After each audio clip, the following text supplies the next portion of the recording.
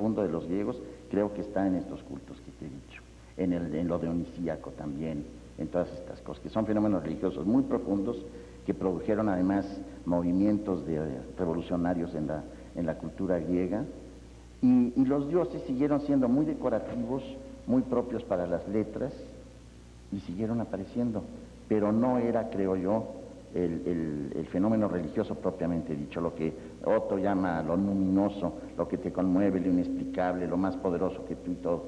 Entonces sí era una manera de religión, por supuesto que lo era, no podría decir que no, pero era una religión de la superficie.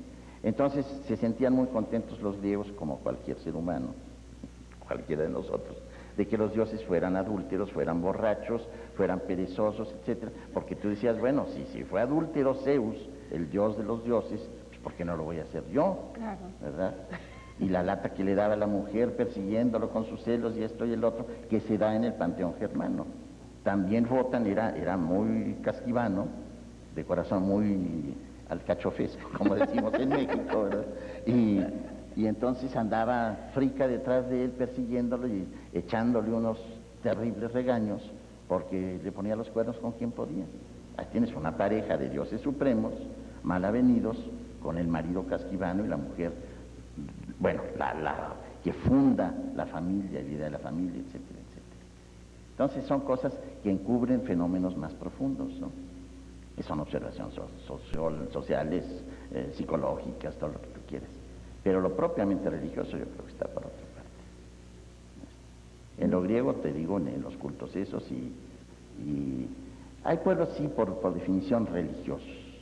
Digamos, en general, el brahmanismo, los budistas, los judíos, los musulmanes son pueblos muy religiosos.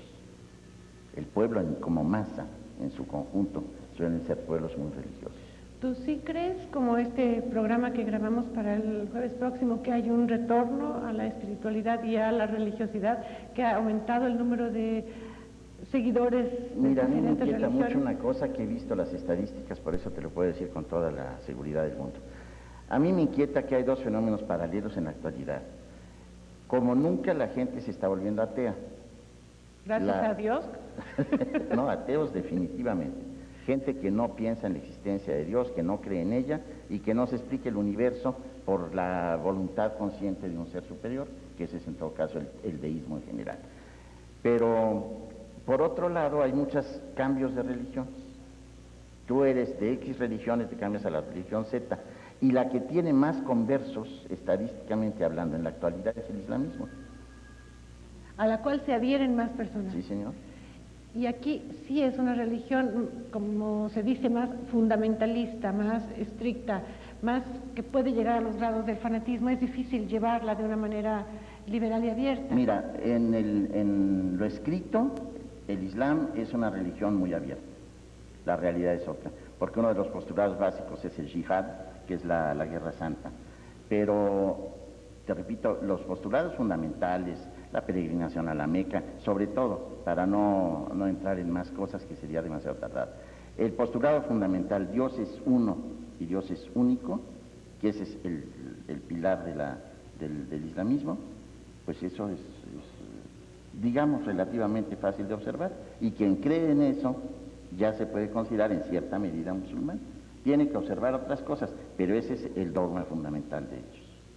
Eso no tiene que ver con muchas cosas que se hacen también a la sombra del Islam. Y eso, por supuesto, tiene raigambre judía.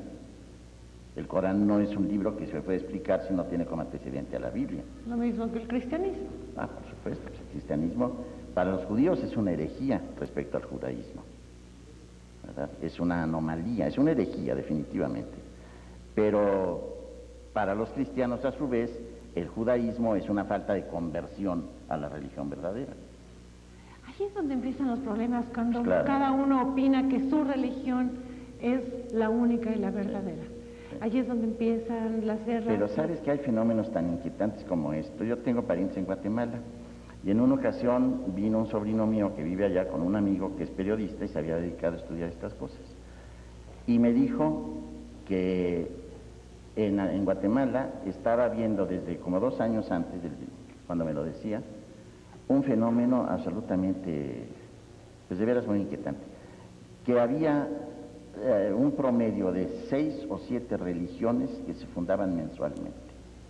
¿Y se pueden llamar religiones? Yo creo que no, pero cuando menos son de tendencia religiosa, movimientos de índole religiosa.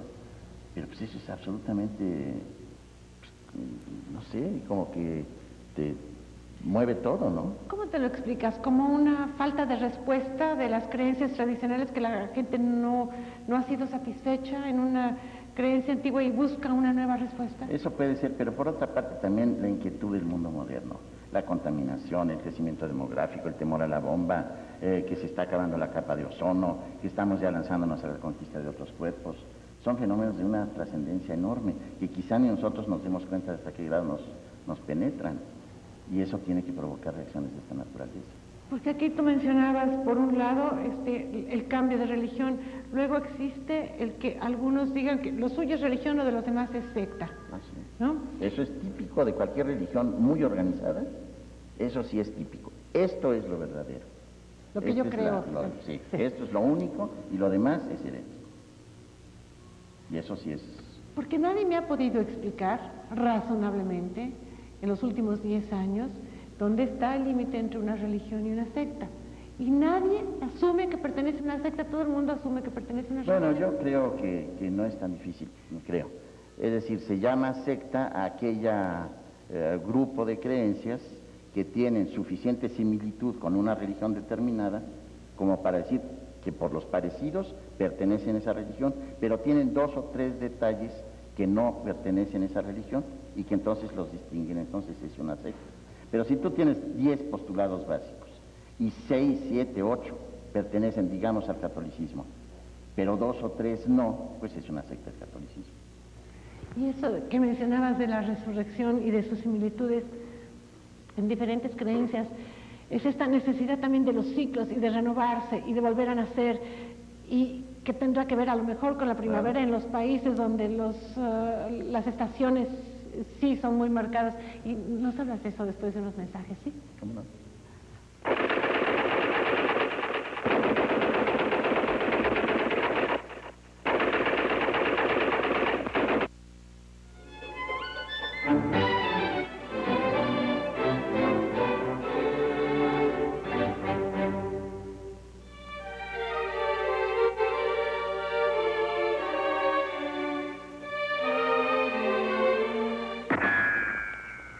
Gloria Rojas, de la colonia Escandón, dice: María Victoria, la envidio por tener el privilegio de poder tratar y entrevistar a don Ernesto de la Peña. Ah, qué mal. Órale, es un mal sentimiento eso de la envidia, ¿no? La verdad está feo, pero pues sí, es muy agradable.